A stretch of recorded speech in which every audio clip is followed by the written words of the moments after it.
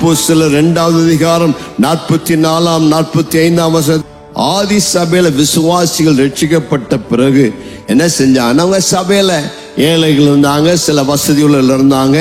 என்ன பண்ணாங்க? ஒருவருக்கொரு உதவி செய்தார்கள். தங்களுடைய ஆஸ்திகளை, சொத்துக்களை, ஆசீர்வாதங்களை மற்றவர்களோடு கூட பகிர்ந்து கொண்டார்கள். இல்லாதவர்களுக்கு கொடுத்தார்கள், மற்றவர்களை தூக்கி விட்டார்கள், மற்றவர்களுக்கு உதவி செய்தார்கள். ஒரு குடும்பம் அப்படிதான். ஒரு குடும்பத்துல வசதியுள்ளவர்கள் இருக்கலாம், சில பலவீனமா இருக்கலாம். வசதியுள்ளவர்கள் வசதியற்றவர்களை தூக்கி விட்டு அவர்களை ஒரு மேல்நிலைக்கு வரும்படியாக உதவி செய்கிறார்கள். ஆதி சபையுடைய மாதிரியை பார்க்கும்போது அது ஒரு சமுதாய வாழ்க்கை. அந்த சமுதாயத்துல குடும்பம் என்கிற அந்த ஆதி சபையில ஒருவருக்கொருவர் இல்லாதவர்களுக்கு கொடுத்து தாங்கி அவளை பலப்படுத்துவது நமக்கு ஒரு நல்ல மாதிரியாக காணப்படுகிறது.